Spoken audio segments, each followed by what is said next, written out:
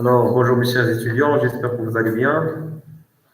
Alors, rapidement, on va passer à l'application 1. Donc, on va essayer de corriger les applications partagées via Classroom. Donc, on a 3 applications. Et bien sûr, je vais commencer par l'application 1. Alors, l'entreprise Adil, spécialisée dans la commercialisation de fournitures de bureau, vous communique les informations suivantes pour 1-1-2020.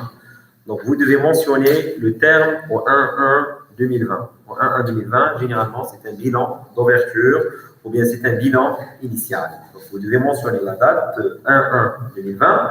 C'est un bilan initial ou bien c'est un bilan d'ouverture. Bilan initial ou bilan d'ouverture.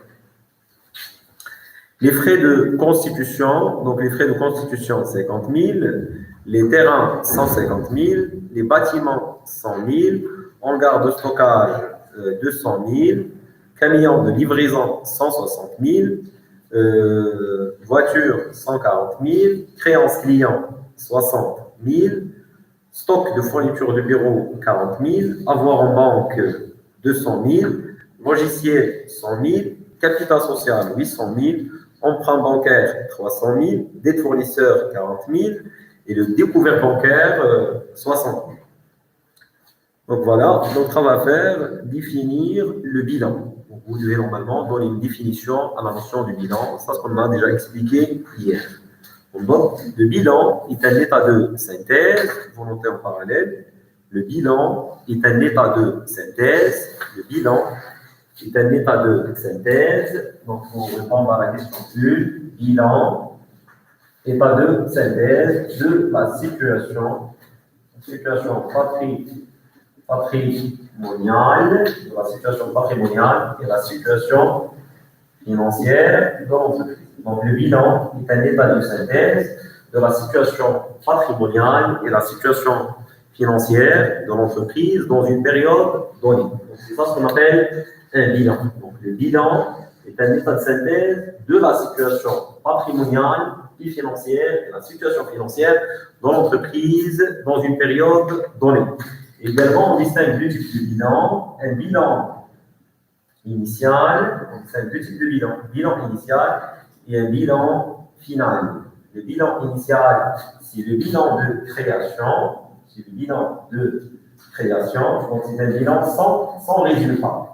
Le bilan initial, c'est un bilan sans résultat. Pourquoi? Parce que automatiquement, le total actif égale passif. Donc, actif égale passif. Puis, le bilan final, c'est un bilan de fin de période. Bilan de fin de période. Bilan de fin de période. Normalement, c'est un bilan avec un résultat. C'est un bilan avec un résultat. Et le résultat, c'est actif moins passif. Le résultat, c'est actif moins passif. Et généralement, on peut avoir 3 types de résultats, à savoir soit un résultat positif, donc actif moins passif. Normalement, c'est plus, là, on parle d'un bénéfice, donc on parle d'un résultat positif. Actif moins passif, la différence est négative, là on parle d'une perte.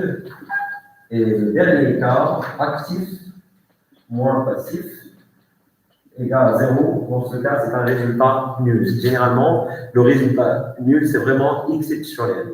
Donc, on distingue deux types de bilan, à savoir le bilan final et le bilan initial. Donc, le bilan initial ou le bilan de création, dans ce bilan, normalement, c'est un bilan sans résultat parce que l'entreprise vient de démarrer son activité. Puis, on a le bilan final, c'est un bilan de fin de période. Et lorsqu'on parle d'un bilan de fin de période, le résultat égal actif moins passif.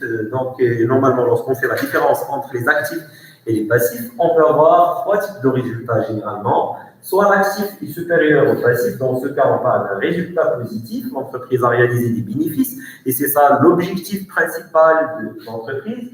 Sinon, on peut avoir un résultat négatif, dans ce cas, l'entreprise doit penser à changer sa stratégie commerciale, sa stratégie financière, pour qu'il puisse réaliser des bénéfices. Sinon, un résultat normalement nul, vraiment cette situation est un petit peu imaginaire.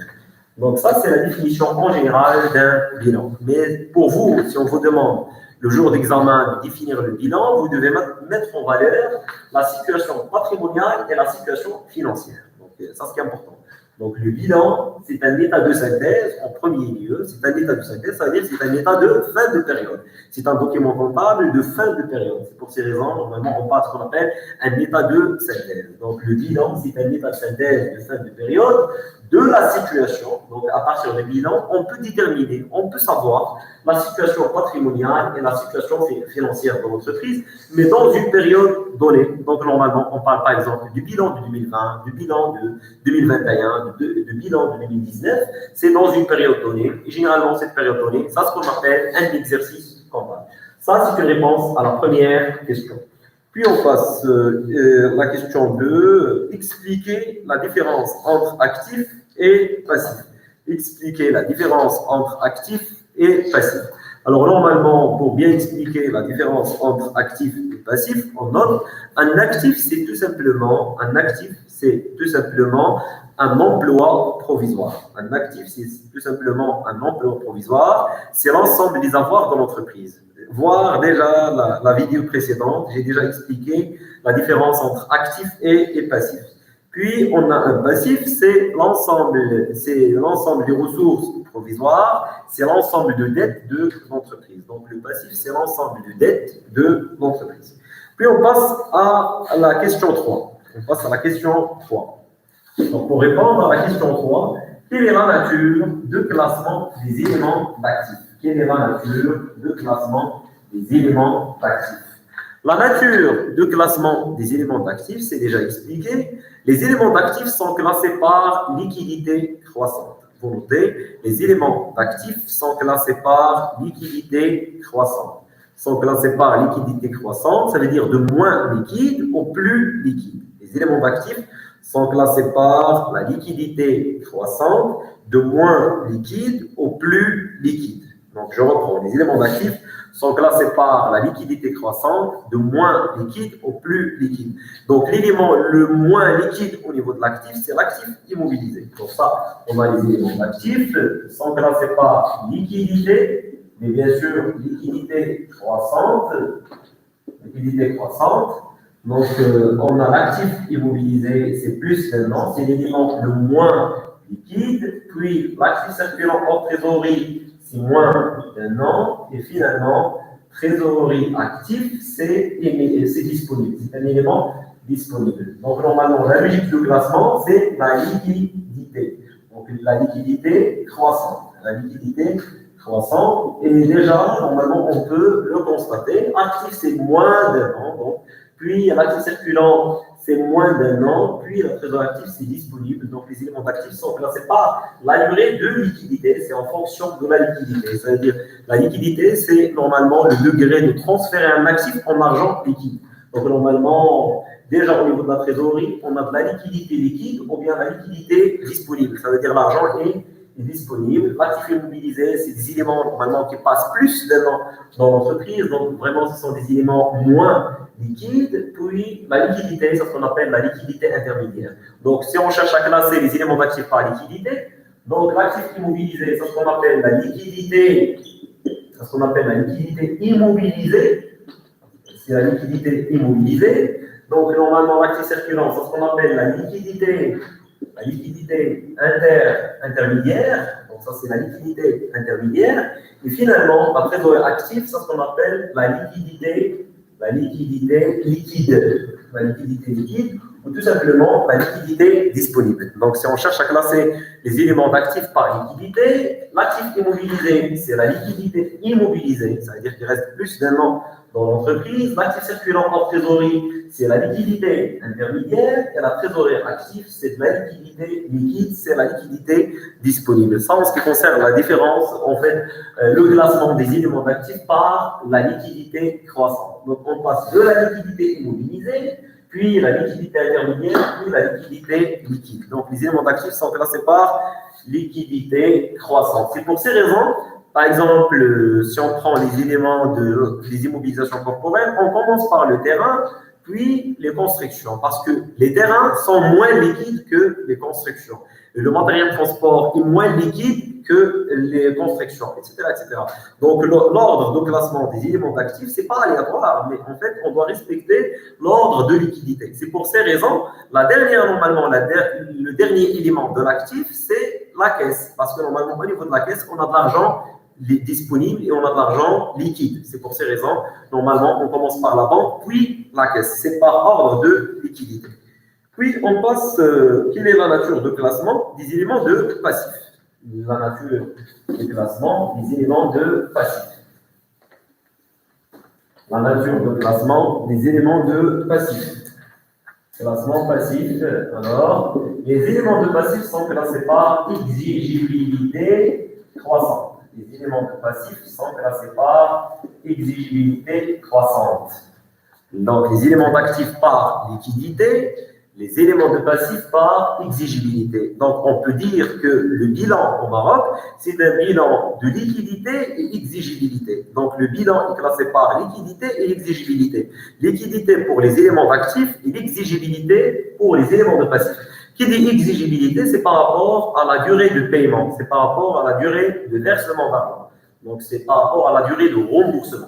Donc, normalement, on a des éléments à rembourser en plus d'un an, des éléments à rembourser en moins d'un an, et des éléments à rembourser immédiatement. Les éléments à rembourser immédiatement. Les éléments à rembourser en plus d'un an, c'est ce qu'on appelle le financement permanent. C'est l'argent qui reste en plus d'un an dans l'entreprise. Donc, c'est de l'argent à rembourser en plus d'un an.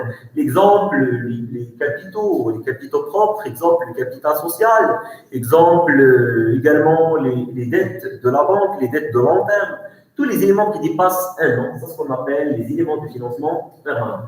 Puis, on a les éléments de moins d'un an. Les éléments de moins d'un an, c'est le passif circulant hors trésorerie, ce sont des dettes de court terme. Ce sont des dettes de court terme. Soit, par exemple, les dettes fournisseurs, les dettes de clients, les dettes de personnel, les dettes de l'État, les dettes des associés, etc.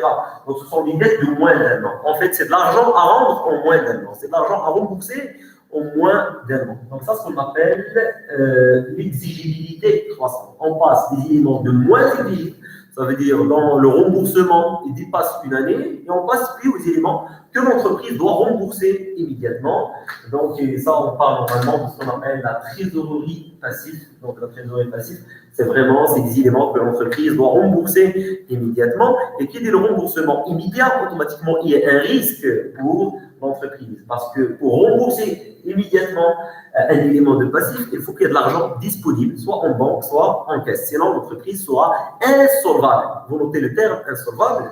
On parle de terme insolvable. Insolvable, c'est pour dire tout simplement que je suis incapable de rembourser mes dettes. Je suis incapable de rembourser mes dettes, donc automatiquement, je suis insolvable. Et l'entreprise doit éviter ce qu'on appelle l'insolvabilité de sa situation. Donc, l'entreprise doit être solvable. Je suis solvable, ça veut dire que je suis capable de rembourser mes dettes. Donc, l'entreprise doit être capable de rembourser ses dettes en plus d'un an, doit être capable de rembourser ses dettes en moins d'un an et doit être également capable de rembourser ses dettes immédiatement.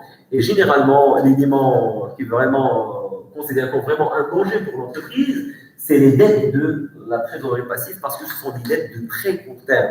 Donc, l'entreprise doit avoir vraiment de la liquidité disponible pour qu'il puisse rembourser les dettes de la trésorerie passive.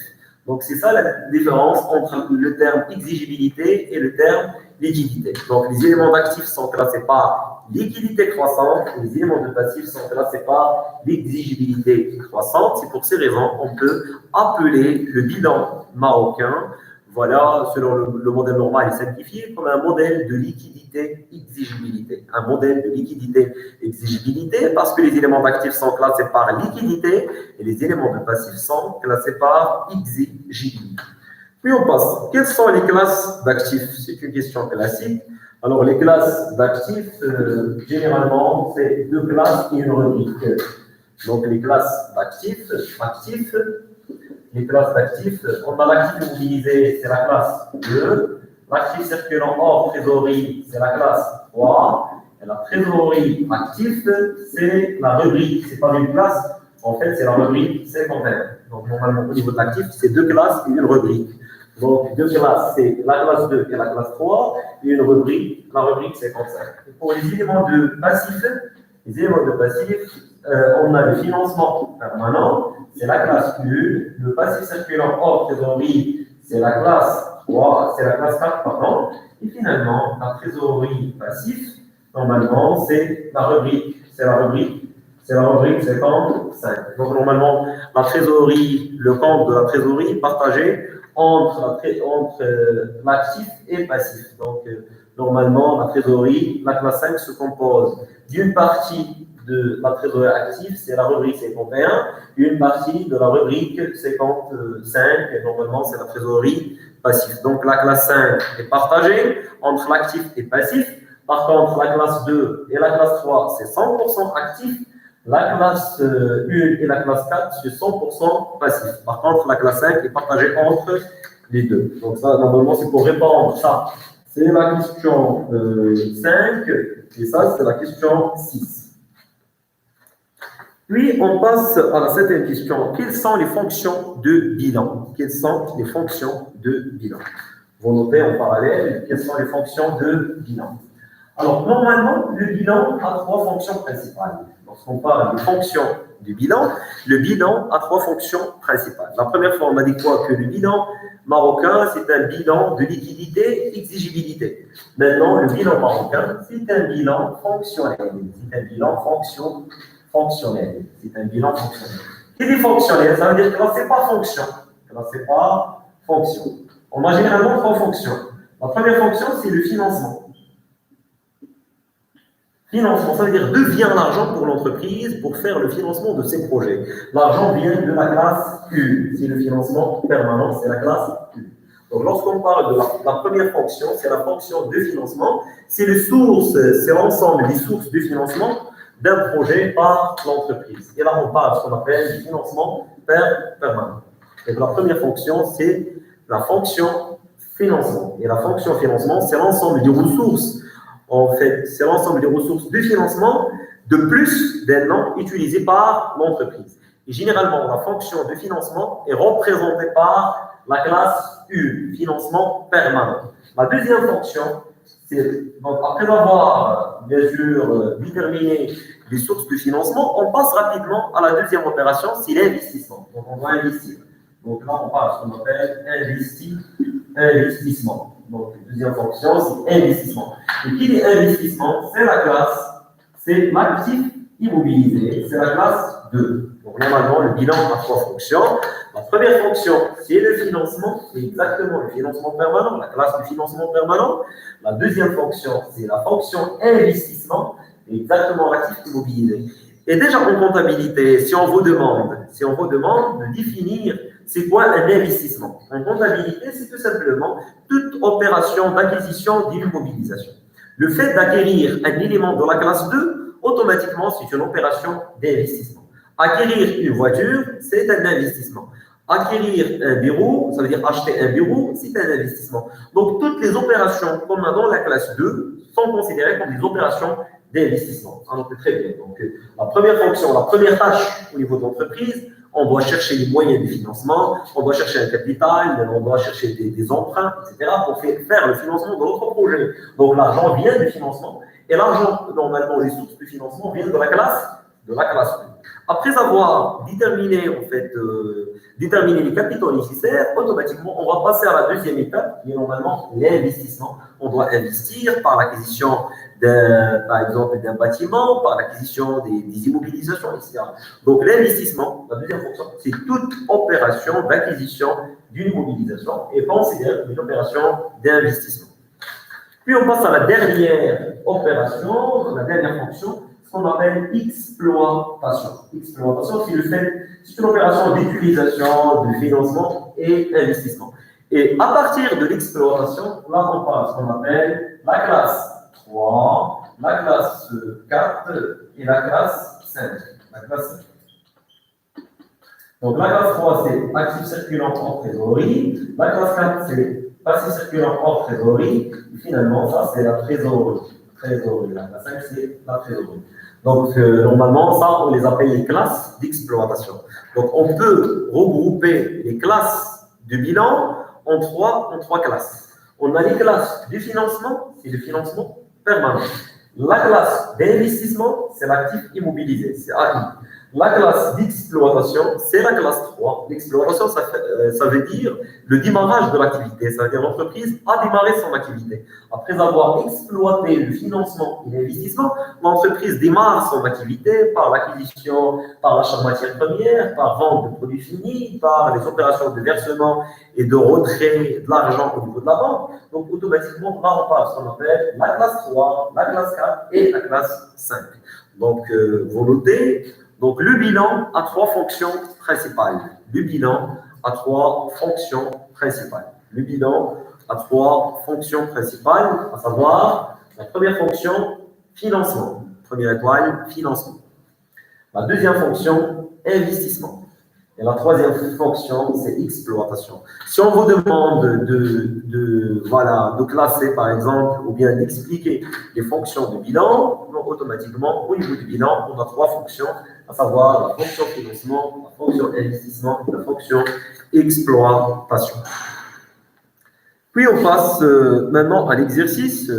Donc, calculer le total d'actifs, calculer le total de passifs, calculer le résultat, présenter le bilan de l'entreprise à Adil au 1-1-2020. Alors, la première remarque, parce que normalement, il s'agit du bilan de l'entreprise à Adil au 1-1, donc c'est un bilan initial, donc automatiquement, on doit trouver l'égalité entre le total actif et le total de passif, et automatiquement, pas de résultat.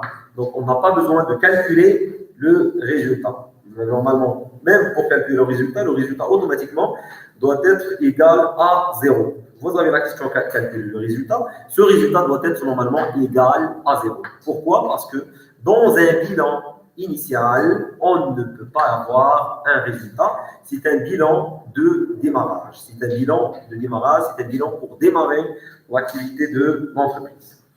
Alors, rapidement, on passe.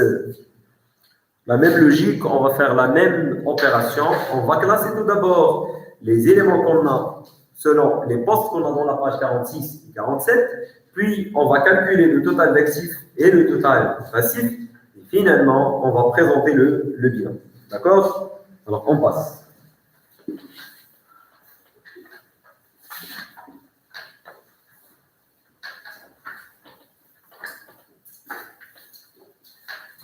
On passe.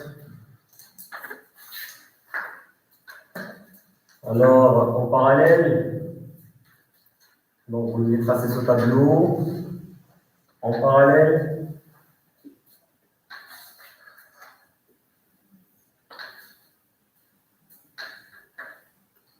alors, éléments, vous mentionnez éléments,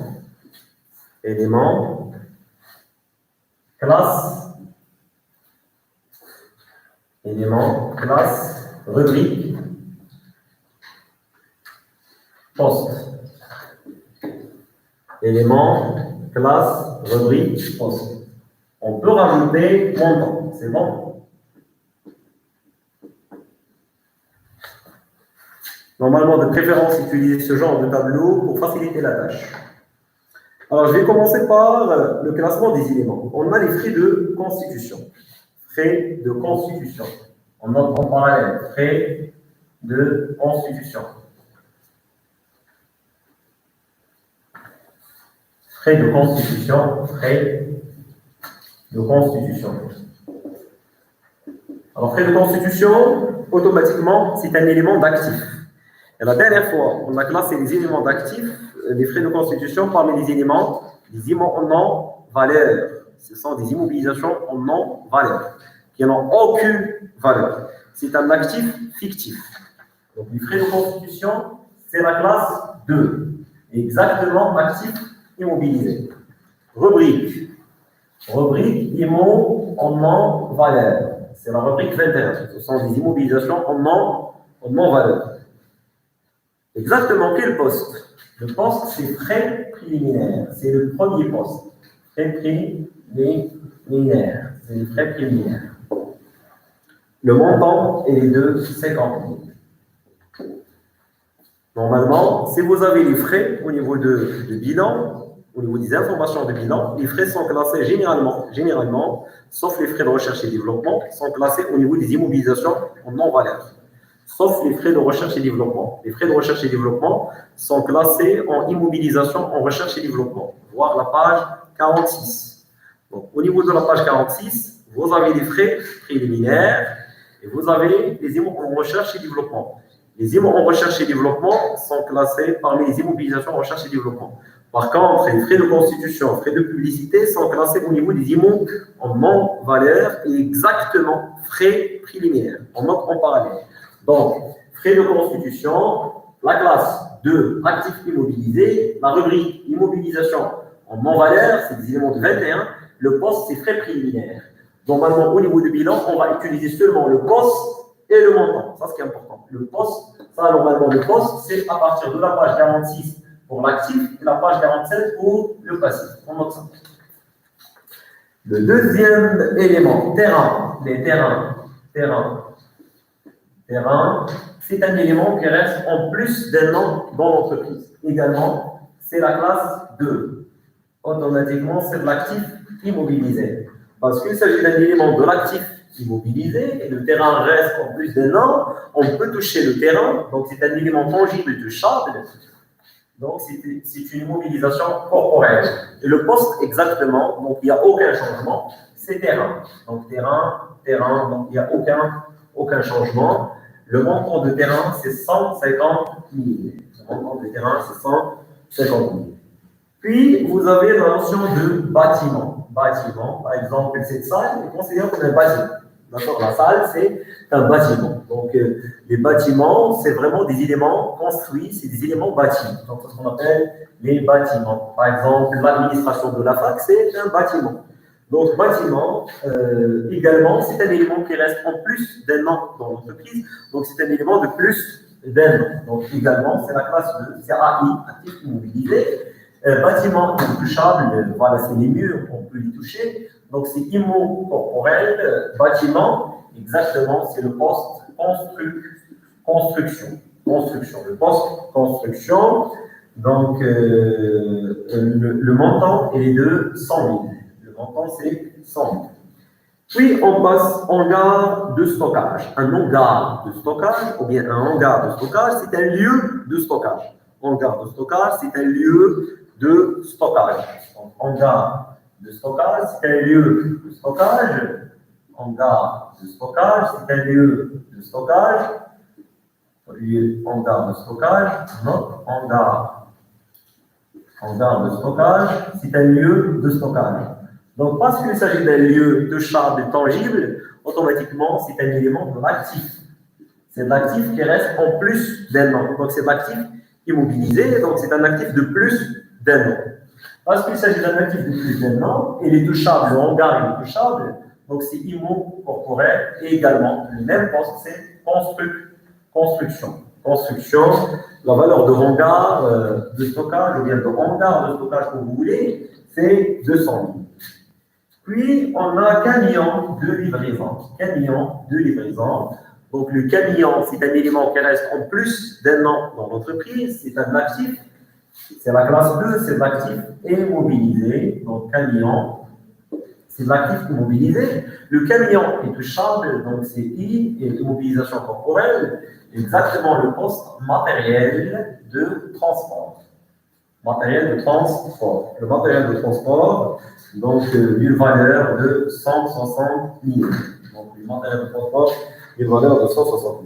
Puis vous avez la voiture. La voiture, c'est vraiment la même logique de camion. Donc la voiture, c'est un élément qui reste en plus d'un an dans l'entreprise. Donc automatiquement, c'est classe 2, c'est actif immobilisé, c'est immobilisation corporelle. Exactement, c'est le matériel de transport. Donc matériel de transport. Donc la valeur de la voiture, c'est 140 000. La valeur de la voiture, c'est 140 000. Puis, vous avez créance client. Créance client. Alors, créance client, c'est l'argent de l'entreprise chez le client. Et l'argent de l'entreprise chez le client, normalement, reste en moins d'un an. C'est l'argent qui reste en moins d'un an. Ça veut dire que l'entreprise va récupérer son argent en moins d'un an.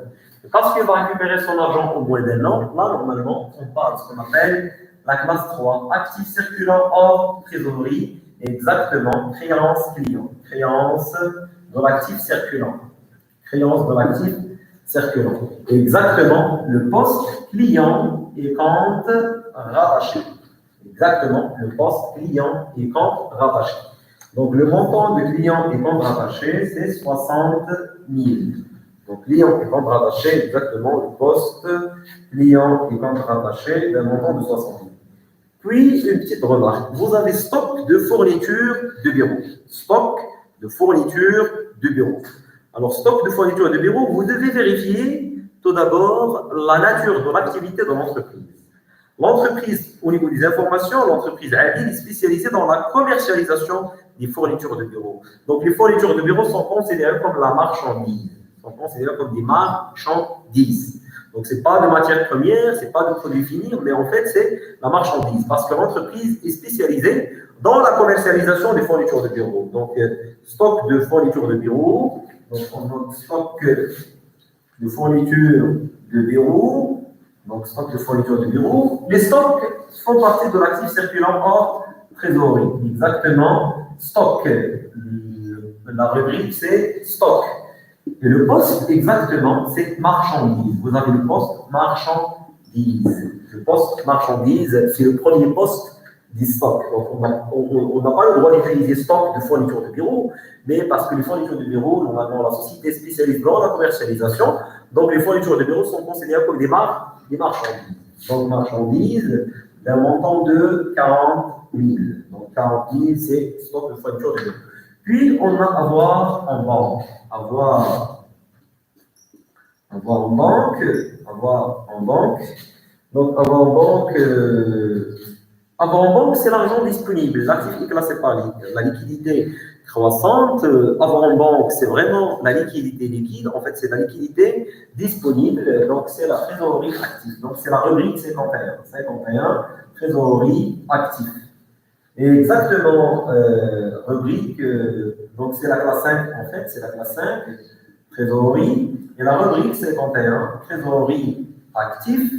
Et le poste, exactement, le poste, c'est banque, trésorerie générale et chèque postaux. On n'a pas le droit d'utiliser le terme avoir en banque parce qu'on n'a pas avoir en banque au niveau de la page 46 et 47. Donc, n'importe quel bilan doit respecter obligatoirement le modèle qu'on a dans la page 46 et la page 47. C'est obligatoire. Donc, banque, trésorerie générale et chèque postaux d'une valeur de 200 000.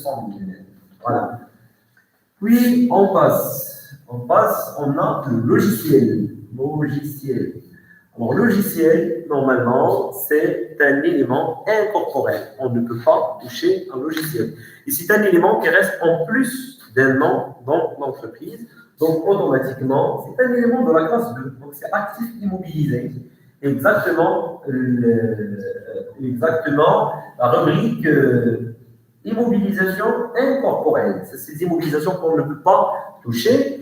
Et au niveau des immobilisations qu'on ne peut pas toucher, on a brevet et marque, droit et valeur similaires. Brevet et marque, droit et valeur similaires, donc d'un montant de 100 millions.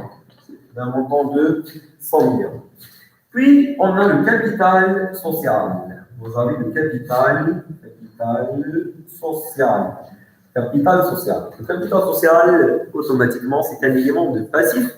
Exactement, c'est un élément de financement permanent. Donc, le capital social, c'est un élément de passif. Exactement, c'est un élément de financement permanent. C'est-à-dire, c'est un élément qui reste en plus d'un an, bien sûr, dans l'entreprise. Et c'est de l'argent à rembourser en plus d'un an. C'est l'argent des actionnaires chez l'entreprise, mais à rembourser en plus d'un an. Donc, automatiquement, le capital, c'est la classe 1. C'est les moyens de financement. Donc, c'est le financement permanent. Exactement, la rubrique capitaux propres. C'est les capitaux propres. Exactement, le poste capital social au personnel. Capital social au personnel. Donc, le montant du capital est de 800 000. Puis, on va calculer, en fait, on a emprunt bancaire. Emprunt. Les emprunts bancaires, lorsqu'on vous dit tout le temps le terme emprunt, c'est en plus d'un an. Le terme emprunt, c'est l'argent de l'entreprise, c'est l'argent de la banque chez l'entreprise en plus d'un an. Donc, le terme emprunt, c'est pour dire plus d'un an. Donc, généralement, c'est la classe 1. Emprunt, c'est l'argent de la banque chez l'entreprise. Donc, c'est la classe 1. Et le poste, c'est les dettes de financement. DF, c'est les dettes de financement. Et le poste, exactement, c'est autres dettes de financement. Autres dettes de financement. Les autres dettes de financement. Autres dettes de financement. Et le montant, exactement, c'est 300 000. Le montant, c'est 300 000.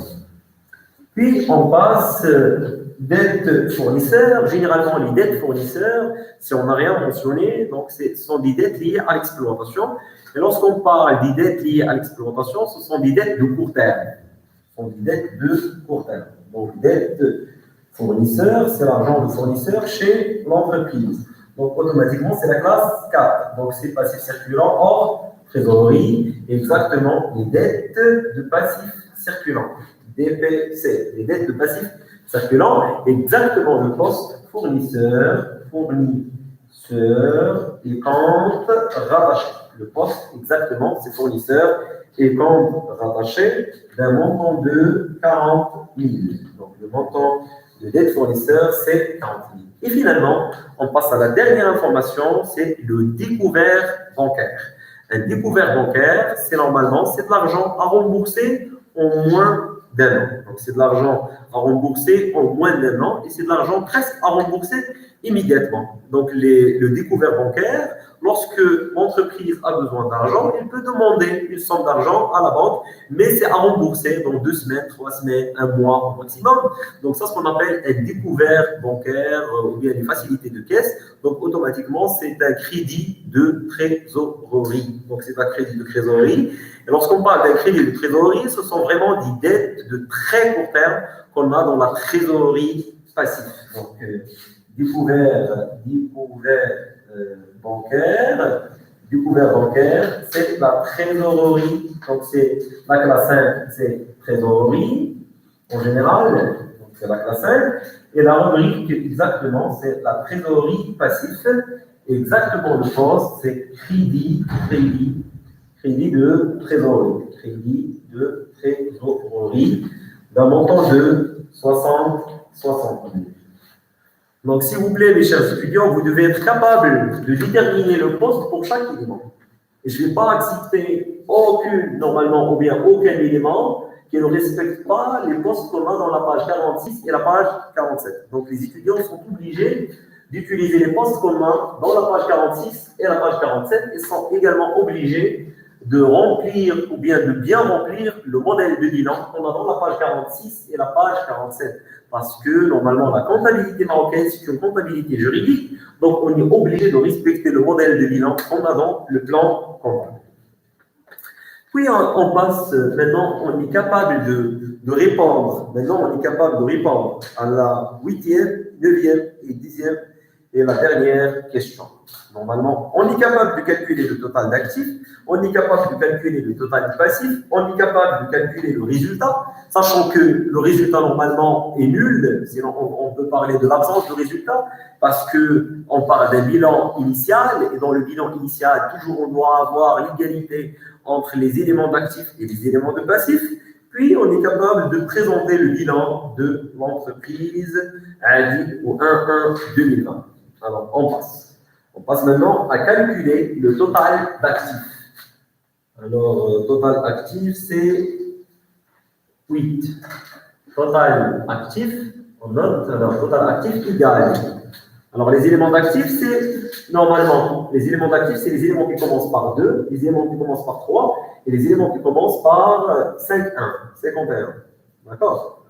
Donc, on a 50 000 des frais préliminaires plus 150 000 des terrains plus 100 000 de construction plus également 200 000 pour les constructions plus 160 000 de matériel de transport, plus 140 000 de matériel de transport toujours, plus 60 000 créances clients, plus 40 000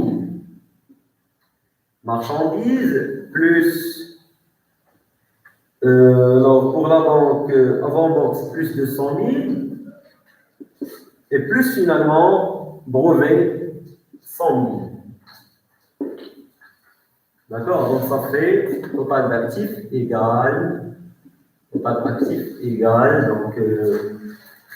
alors on a 50 plus 150, donc ça fait 200, 200 plus 100, donc ça fait 300, 300 plus, alors là c'est 200, donc ça fait 500, 500 plus 100, donc ça fait 600, plus 200, ça fait 800, donc 800, ça fait 900, 900, donc ça fait 1 200 000. Donc le total d'actifs, c'est 1 200 000. Donc je vous invite à bien vérifier le total.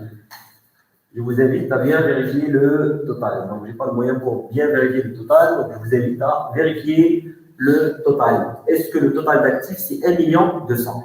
Et obligatoirement, parce qu'on parle d'un bilan d'ouverture ou bien d'un bilan initial, on doit avoir le même total pour les éléments de passif. Alors, on va vérifier. Donc, c'est 9. Total de passif. Total passif égale. Alors, pour les éléments de passif, c'est le reste. On a 4 éléments de passif. On a 800 000 plus 300 000 plus 40 000 et plus 60 000. Donc ça fait 800 000 plus 300, donc ça fait 1 100 000 plus 40. Donc 1 140 000 plus 60, donc ça fait 1 200 000. Et voilà, donc le total de passif, c'est 1 200 000, et le total d'actifs, c'est 1 200 000. Donc total actif et total passif sont égaux. Donc automatiquement, pas de résultat. Alors, puis on passe à la question 10, on va calculer le résultat, normalement, sachant qu'on sait que initialement le résultat est 0, parce qu'on parle d'un bilan initial, enfin, le bilan de départ, donc total actif moins total passif, donc ça fait 1 200 000 moins 1 200 000, ça fait 0. Et ça, c'est une caractéristique d'un bilan initial. Ça, c'est une caractéristique d'un bilan initial. Toujours dans un bilan initial, le résultat doit être normalement égal à 0. Le résultat est égal à 0. Vous notez ça. Puis on passe à la dernière question. On va essayer de présenter le bilan de l'entreprise Adi au 1-1-2001. Vous notez, puis on passe à la dernière question. On note d'abord.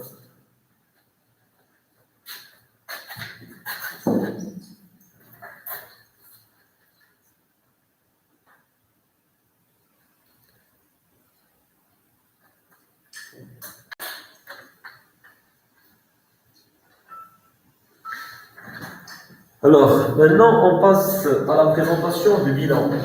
On passe à la présentation du bilan.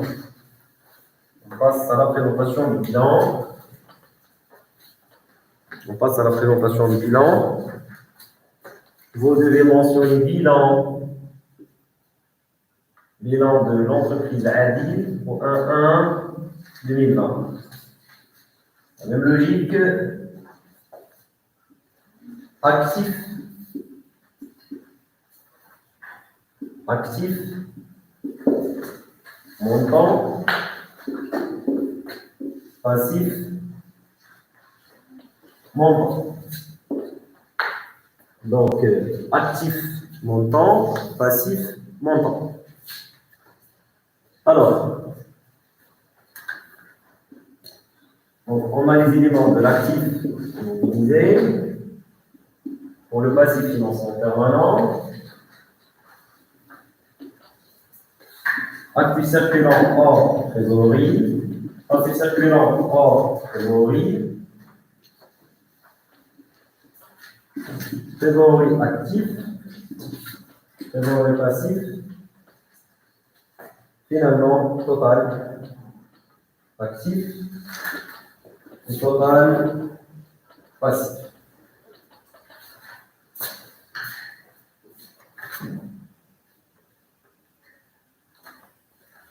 Alors, on passe. Alors, je vais commencer par les éléments d'actifs immobilisés. On va vérifier, est-ce qu'on a les postes de l'actif immobilisé? Toujours, on commence par le premier poste, voir la page 46. Alors, au niveau de la page 46, vous avez le premier poste, frais préliminaires. Donc, on doit vérifier, est-ce qu'on a les frais préliminaires dans les informations ou bien dans les postes qu'on a classés. Donc, voilà, effectivement, le premier poste, c'est frais préliminaires. Donc, automatiquement, on va mentionner frais préliminaires. Donc, le montant du frais préliminaire est les de 50 000. Frais préliminaires, les de 50 000. Puis, on va vérifier, est-ce qu'on a les charges à répartir sur plusieurs exercices? Donc, 3 pour les frais préliminaires, parce que les frais préliminaires sont déjà utilisés. Est-ce qu'on a des charges à répartir sur plusieurs exercices? On n'a rien. Puis, est-ce qu'on a les primes de remboursement des obligations? Pour les primes de remboursement des obligations, également, on n'a rien. Puis, on passe aux immobilisations incorporelles. Pour les IMO incorporels, on a les IMO recherche et développement, on n'a rien. Puis, on a les brevets et marques. Voilà, donc on a un seul logiciel, c'est brevets et marques. Donc là, on va mentionner brevets et marques. Brevets et marques. Alors, brevets et marques d'une valeur de 100 000. Donc là, on va mentionner 100 000. Donc la valeur de brevets et marques est les de 100 000. Puis, on passe au fonds commercial, comme immobilisation incorporelle, on n'a rien. Puis, on passe aux immobilisations corporelles. Alors, pour les immobilisations corporelles, alors, bien sûr, on a les terrains. On commence par terrain. On a les terrains d'une valeur de 150 000. Voilà.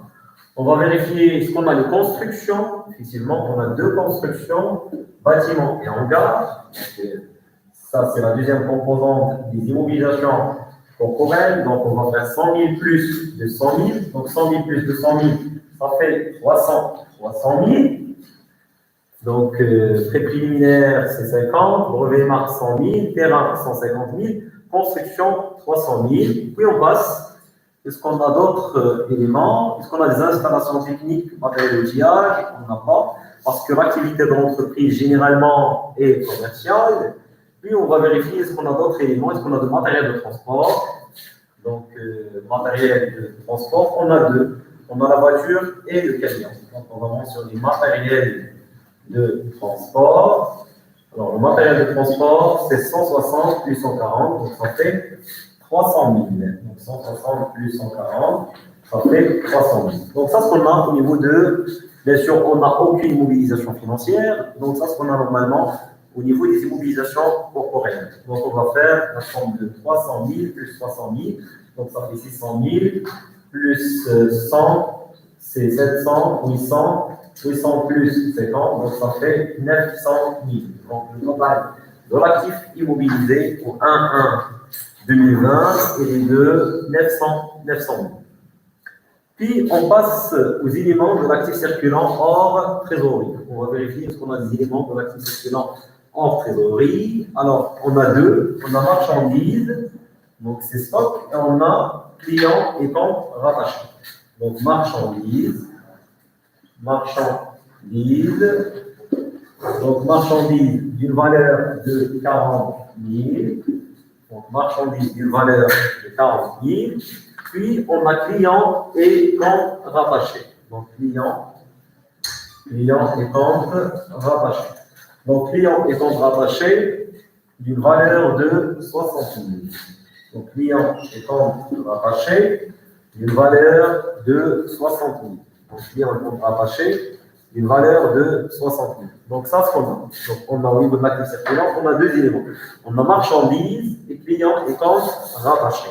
Donc, marchandises d'une valeur de 40 000 et clients et comptes rattachés d'une valeur de 60 000. Donc, automatiquement, on va mettre 2 marchandises et clients et comptes rattachés. Si on fait la somme, donc c'est 40 000 plus 60, automatiquement, ça va donner 100 000. Donc, ça va donner 100 000. Donc, voilà, c'est 100 000. Puis, on passe à la dernière partie de l'actif, c'est la trésorerie active. On va vérifier, est-ce qu'on a les chèques et valeurs à remplissez? Donc, on n'a rien. Est-ce qu'on a la banque trésorerie générale? Oui. Banque trésorerie générale. Banque trésorerie générale et chèques postaux. Donc, banque trésorerie générale, chèques postaux, d'un montant de 200 000.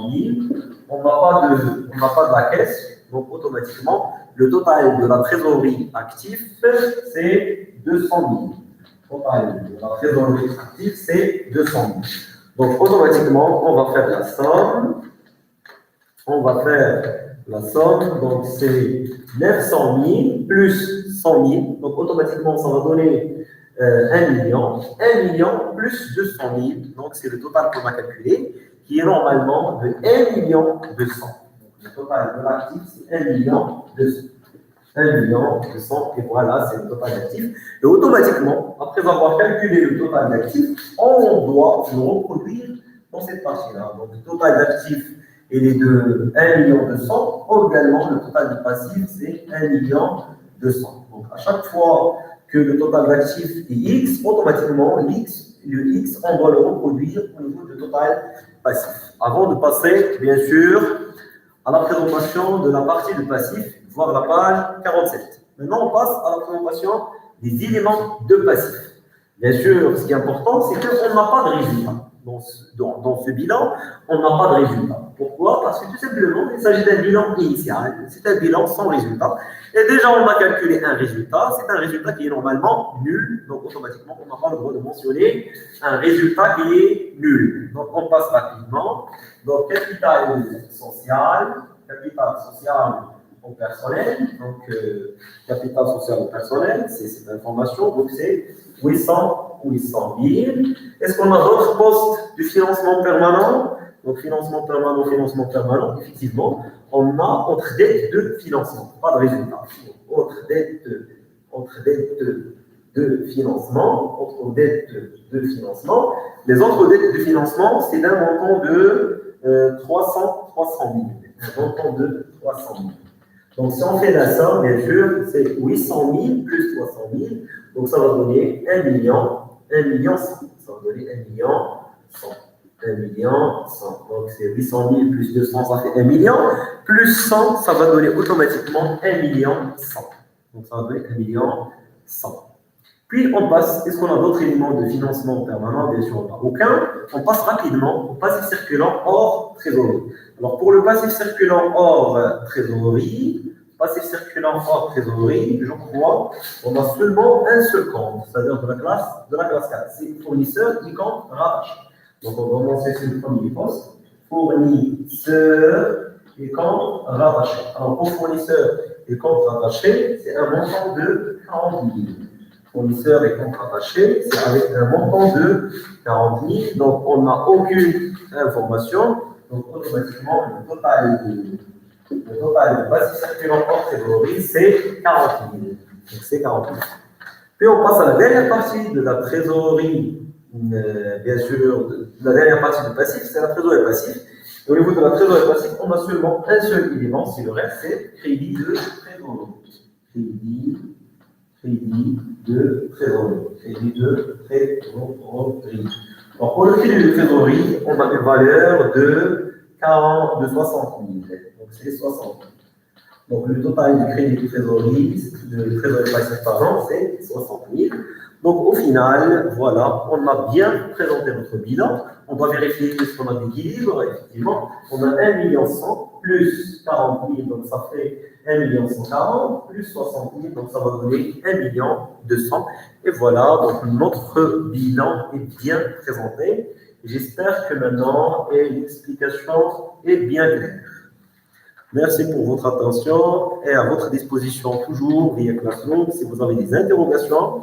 Alors, le samedi, bien sûr, on aura le choix, soit qu'on va faire l'application 2 et l'application 3, sinon, on va faire des exercices normalement, ou bien des travaux dirigés portant toujours sur le bilan. Merci pour votre attention. Je suis à votre disposition si vous avez des interrogations via bien sûr, Classroom ou bien via mon mail. Merci beaucoup. Au revoir.